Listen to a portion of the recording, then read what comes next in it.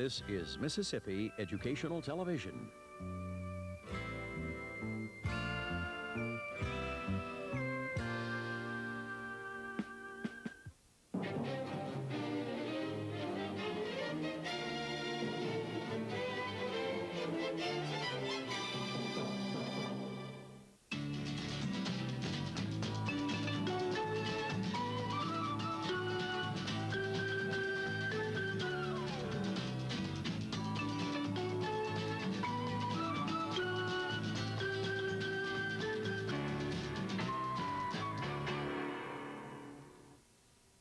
This house, more than 100 years old, has long been viewed as a house of tragedy. Some say it is haunted. Hello, welcome to Faces. I'm Ruth Campbell. And this is the Longfellow house. It's located in Pascagoula, Mississippi. The house was built in 1850 and was originally owned by a Mr. and Mrs. Henry Graham of New Orleans. The Grahams operated at this very site a slave breeding farm. The house has sat here more than 100 years with a commanding view of the Gulf of Mexico. There are some who say the house is haunted. Well, we don't know that, but we do know that it is steeped with tradition and history. The house takes its name from the poet Henry Wadsworth Longfellow, who it is believed once visited here and here penned his haunting poem, The Building of the Ship. That may or may not be true, but it does contain the line, from Pascagoula's sunny bay. Inside the Longfellow house there is an ambience, a presence, if you will, of stories to be told. The very walls are imbued with a kind of sound, an inner sound. I don't know those stories, but there are three people with me this evening who know them quite well. Those people are Bobby Slaughter, who was a former manager of the Longfellow house, and Diana Zinn, who is a psychic, if you will, who has done a reading in this very house and has some familiarity with a presence that we think is present. And the present manager is Jean Miller. I want to thank you all for joining me. And I'd like to speak first to Diana. Many people think that whenever you mention psychic phenomenon, whenever you mention presences, that it's all a hoax. Address that, if you will. Well, everybody has a right to think what they want, because we're here to learn. And without thinking what's wrong or what's right, we're not going to learn anything. So that's fine. That doesn't matter. But we are all presences. We came from somewhere else to get here. We didn't begin when we got here, and we'll go somewhere else when we leave here. And there are other presences unseen, and many types around us. Now, I'm not the only one who addresses them. Many people who don't believe, and I speak to Jean quite candidly, run into them at the most unexpected times, such as Bobby, who didn't know anything about them when she came here. And I had visited the Longfellow house as a guest many, many times. I worked with many companies who had board meetings and group gatherings, and I came here as a guest for food and for the lounge and different things. But I had actually sat in the room down from here and watched the man on the stairs. And the man traveled through here that was known as Mr. Brown, the former teacher of the girls' school here, while I was an employee of a national firm. Mr. Brown is one presence. Could you tell us about the others? I think George is Mr. Brown. He's a very old man. He has mutton chop whiskers, and he's a very sad, unhappy individual. What did George do? What was his story? We've left one entity out, too. Yeah, Okay. right. We've left out the priest, who was seen downstairs on the bottom floor, seated where the couch is at the end of the foyer, many, many times by strangers who have walked in and said, "What's the priest doing there?" Somebody else looks, he's not there. That's right. And my feeling of it is that the priest, Mr. Brown, and the old man, which has been dubbed George, are one and the same entity, because it's a long story associated with the Longfellow house. The Mr. Brown that came here and opened a girls' school was a former priest who left the priesthood. Let me ask you one thing that's been happening recently. You know, we put the new lobby in the front desk, and we have the beautiful tile floor. On several occasions now, coming back around the front desk and down in the lobby, there's little red spots that come out behind the front desk and into the lobby. What do you contribute that to? I get a feeling of some sort of a seepage or, what do you call it, staining? But it goes away, doesn't it? Well, we clean it the next day. Yeah. But it's like a bleeding through something, like dyes. Mm. So you don't attribute that to any paranormal phenomenon? Anytime you get bleeding through, for example, there are many times when one picture's been painting over another and the original picture is bled through, that it can be paranormal, it cannot. It has to be investigated. I don't want to put anything that's not there. Okay. And this is something I have not looked into or been exposed to. So it could be either. Okay, or. but we want to get the story straight now. George Mr. Brown was a man who opened a girls' school here in this house. Was his name George Brown? I don't remember. There was a Mr. Brown. According to what I found out, and this has nothing to do with paranormal, it Right. is strictly with research in the house, and All I right. found this out in New Orleans. But there was a Mr. Brown that owned this house, third owner, who had a son-in-law who was, I guess you could use the term renegade priest, who had left the priesthood, like Diana said, who was also alcoholic. And Mr. Brown was a very kind-hearted, loving, affectionate individual who had one child, who was a daughter, who married this priest. Ex-priest. That's right, ex-priest. He was, like I said, alcoholic. He became very violent, very miserable, mean individual who inadvertently, in this day and age we would call child abuse, killed their only child, which was a infant daughter. I wonder, would that have anything to do with what I told you about on the third floor where I felt somebody was holding a child out the window? Yes, And there was horror in that room? According to what I found out, and that's what he did. I didn't know He anything was about it. arguing with his wife at the time. He hated his father-in-law, who was Mr. Brown. He hated him. And it was always a constant bickering between these people. Conflict. And he said, you know, the love of his life was his daughter, and his only daughter, his only grandchild. And he said, you know, he held this child, dropped the child from the third floor, which is a window I could show you. You know, at the time, the child dropped and died. But how do we document this? Where did you find out this information?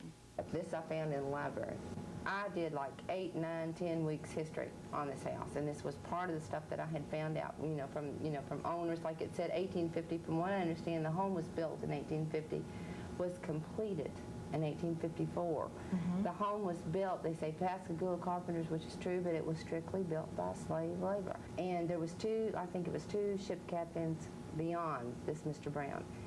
And there was, the first one, there was a death at sea. The second one, there was a death in an elevator shaft.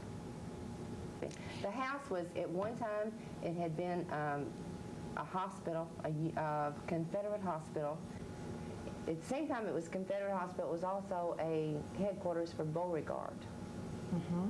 And they, from what I had found out, that he loved his home so much, was so impressed with it, so impressed with the surroundings of it, that he took a fireplace out of his home and put it in this house. There was a family here in Pascagoula that exists right now. In fact, there's only one part of this family, and he does live here now, and his name's Pymore, and his family owned it up until the time Mr. Ingalls bought it. And then at that point in time, it became public. There's a lot of grief and a lot of sadness that's connected with this property. There's a lot of history to it. It's Now, content. I want to ask the three of you to tell me something, because we've talked a bit about the history of the house and the traditions here. We've talked rather sketchily about psychic phenomenon or the paranormal, if you will. But so that everyone will understand. Tell me what you do, because you seem to me perfectly ordinary, credible people. And yet you speak to me very intimately about a phenomenon that most of us find very difficult to believe in. So who are you, Bobby Who are Slaughter? most of us? Yeah. Who are most of us? But who are you that we know you? What do you do? What do? I do, you know, I raised 4 kids, married 25 years, raised 4 children, worked all my life, and I am a very credible person, and I wouldn't have believed this either. If it hadn't happened to you. That's right, if it hadn't have happened to me. I'm an ordinary person, though I have some arguments about that in every way. I raised a family. I was a financial executive in big business. I now have my own business in which I am a psychic counselor. And I deal with telling people what is going to happen to them in the near future, 3 to 6 months. I have a very high rate of accuracy. I'm well known and very respected. Okay, Jean, tell me, what do you feel in Longfellow House? It's the house has. I become very, very attached to it. I become a slave of That's it. right. I have. 26 hours out of 24. I do. I spend at least 20 hours a day here. You wrote out Elena here. Yes, I did. And I had my family over in another inn, the LaFont Inn, but I rode this out here myself with another associate. But you're a very hard-headed businessman. What do you really feel? Do you feel there is some presence here that is not explained in everyday, ordinary terms? There has been some strange things. I do spend some nights here. In fact, before it was open, I spent many, many nights here because I didn't have enough employees to made it necessary for me to stay here all night. But since we've been open, I have some quarters on the 3rd floor. The only phenomenal thing is that there's 4 bedrooms on the 4th floor with 4 baths. The commodes do flush in the middle of the night. I have no way of knowing why they flush. It is rather startling to be laying there and suddenly hear the commode. And you're very sure that there's no one in the building but yourself? Yes. I have a radio in my quarters up there, and it turns on. Other than that, but those are the only 2 things that I can truthfully say that has startled me. And and I can't say that I'm a believer of these ghosts and things, but those 2 things have happened. You were telling me earlier before we sat down here to talk about the house about a particular spot in one of the bedrooms upstairs. Well, there is a spot in one of the bedrooms up there, and again, I refer to Bobby because she has more probably exact details about that blood spot on the floor up there. And I do know if you clean it, that it comes up red, and then it reappears later. Now, why it happens, I cannot answer that. And whether it's something in the wood or what causes it. This spot, when you clean it and it's dry, there is no evidence of the spot being there. No. Now, if you clean it, well. After you clean it. But then And it it's comes not wet, but it's dry. When it dries, there's no evidence. But then it comes back shortly. In about what length of time? Well, the next day or so it comes back. Also, at one time, when we had offices up there, very large windows, and to get a little air, we put sticks in them to hold them open. And they were jammed in there to the point that you could take both hands and jerk them. You couldn't jerk them out. And when you would least expect it, you'd just be working, those sticks would fly out of that window. Just fly out all across the floor. Was this the same room where, is this the reported room where the slave was killed by the first owner, wife? Yes, Would you tell us about that? Well, again, I'm only repeating, and I have no documentation of this, that there's this wall, and supposedly the stories that I have been told, that the slave was chained to that wall up there and was beat to death, yeah, against that wall in that room. So that So particular... again, I picked up nothing like that. well, see, here's the thing about this. There's a lot of stories, that comes right.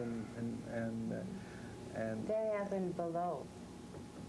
There are, it is again, Bob, below. you know, what I say, since I've been manager here, as I meet people and I'm introduced to them, and they're from Pascagoula, everyone has a new story to tell me That's true. about what has happened here at the Longfellow house. Other than feelings, were there any other types of manifestations? At the time I worked here, when the lounge would close, I worked here, it's been a few years back, there was double doors downstairs, and when the lounge would close and they turned the money in and everybody left, I locked those doors, which meant no one should be able to come in, unless I let them in. And I hadn't worked here 2-3 weeks maybe, and there was a couch in the lobby that set up against this wall right here. And I had taken the money in and set everything up and went to the bookkeeping machine, I guess you want to call it, to run my room and tax, and I looked, and there was a person, a man, flesh and blood human being, just like we are, in a priest garb, with long sideburns, very dark hair, youngish man. He looked to be, less than 30, I would say.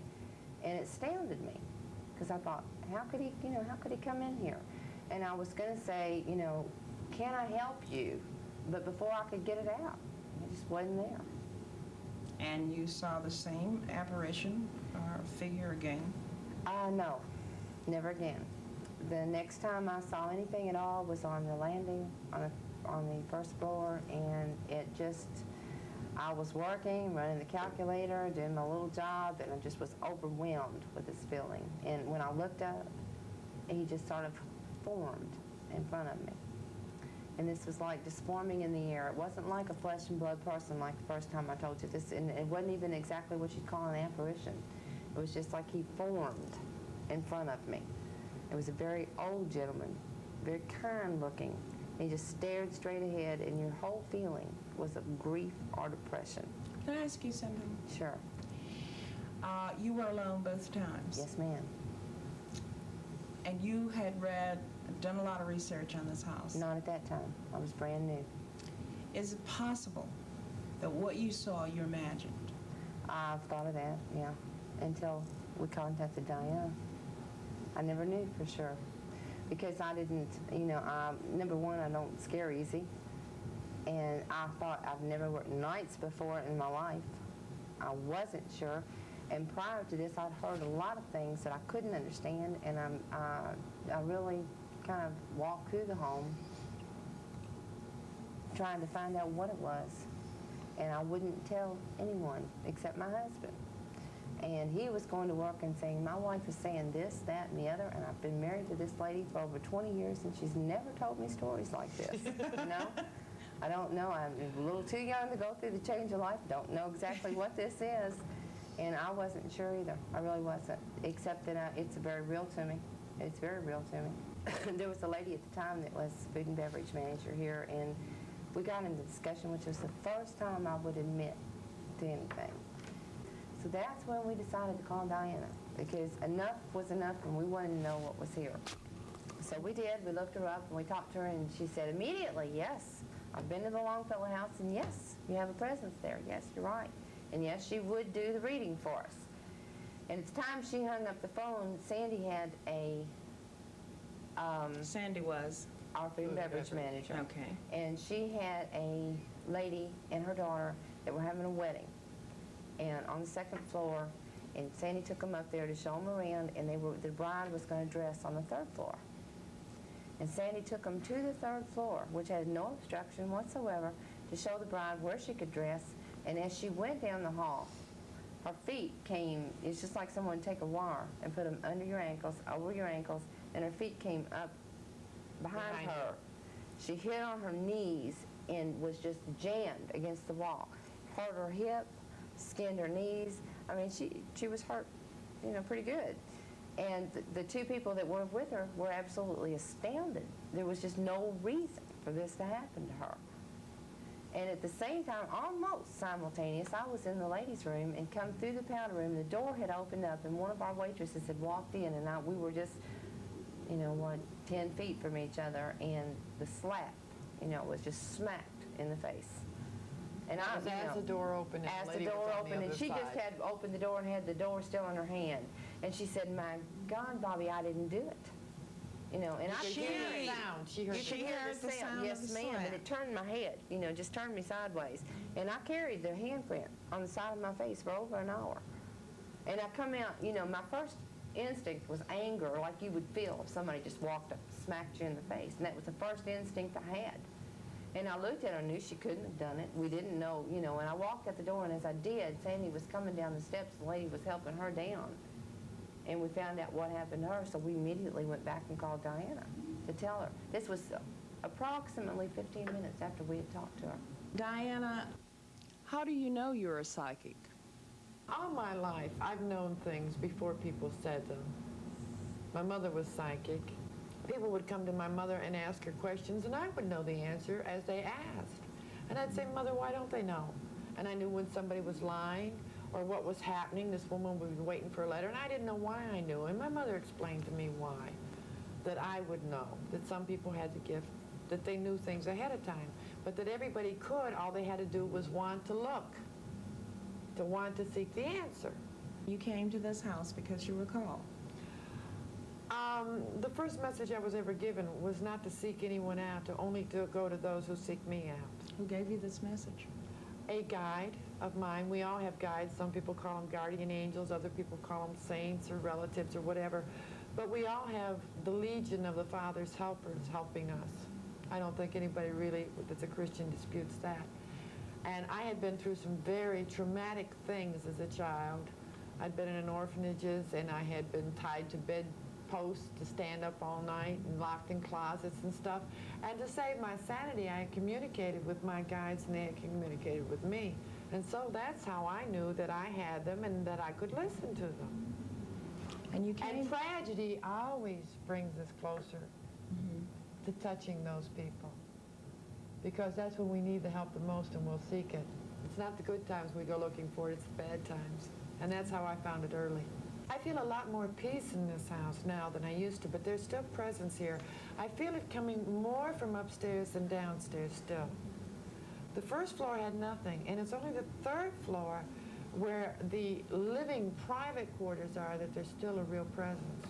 But when I was here before, I had tried to speak to these spirits who were stuck here, that felt they could not go on or they were not accepted beyond. And I said I would be back because the manager had asked me to come back and take care of them and put them at peace. Well, then the management changed its mind. But I asked Bobby tonight earlier when I saw her what kind of presence she felt after I left, and she said for a good while it was very peaceful. Right? You don't have fear from your employees? Well, definitely.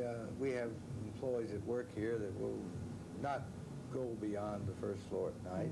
Again, I'm not a skeptic, but I'm just saying much of it is hearsay of stories that they have superstitions and things of this sort, that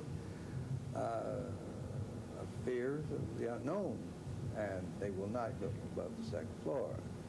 And now I have to truthfully say that I have not had any viewings in this house.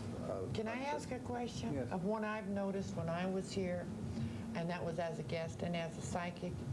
Sometimes when you're approaching the third floor landing, it's like the last 2 or 3 steps, you feel like you can't make that last step. Have you ever noticed that? It's just like a lead, not like you're so tired you can't make it. No, wait. That's just because you're in bad shape. I mean, I don't think so. No, let me tell you. I'm going to explain that to you. No. Those last 4 steps go almost straight up. Yes. Your last 3. Now, But if I you go can up make and down the other steps. 3 flights pretty easily, what's wrong Well, with it's because gravity, you're just having a tough Think so. gravity. Does it do it to you all the time? No, it doesn't do me. It doesn't bother me at all today. Ever? No. Have you ever noticed it? Well, Never when I has. first started going up and down the steps, yes, it bothered me. But Not when I the- go up and down them 8 and 10 times a day, I've gotten pretty good shape, and it doesn't bother Do me. you still have? We're not going to let you gang up on Jean here. Well, I'm going to gang up on my. I deny being in bad shape, Mr. Well, I mean, Miller. I'm talking about you're not used to that type of exercise. Ah, but you don't know what I'm used to. Actually, we're having a very interesting discussion, and I hate to stop it, but we're about out of time. I do want to thank all of you for joining me on Faces. After the interview, we looked around the second floor, which exudes charm and grace. The plush carpet and rich draperies, the sparkling chandeliers, all bespeak gentility. The decor here forms a perfect backdrop for quiet laughter, the tinkling of ice-filled glasses. This should be happy space. And yet, it is a bit too still. There is always a hint of something hidden, something just at the edge of your vision. There is here on the second floor a calmness and a waiting. However, moving upstairs to the third floor is rather like entering another century, another era. When one passes through these gates, pulling away from the wall at the top of the stairs, one is reminded of the old stories of tortured slaves, defrocked priests, and lost sea captains. If the second floor hints of the mystique, the third floor proclaims it.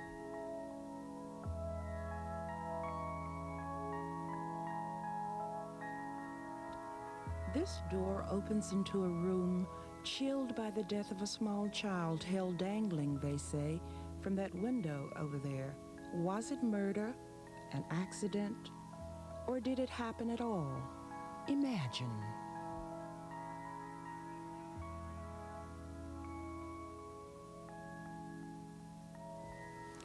George, the little girl's grandfather, is credited with most of the strange occurrences that transpire in this old house. Could this be his chair, his very special corner of the room? Of course, I didn't meet George, but one wonders. Yes, one wonders, even about that spot on the floor. Is it really blood, tragically shed long ago? Is it possible? Is it truly possible that some ghostly presence remains affixed to this place, hidden behind this door? Time has a way of captivating all of us. It leaves its imprint everywhere, on the sea, the land, this house, the people, and the stories of their lives. I'm not sure we've resolved anything about the phenomenon at the Longfellow house, but we have visited here, and we've been intrigued. Thank you for joining me on Faces. Until next week, good night.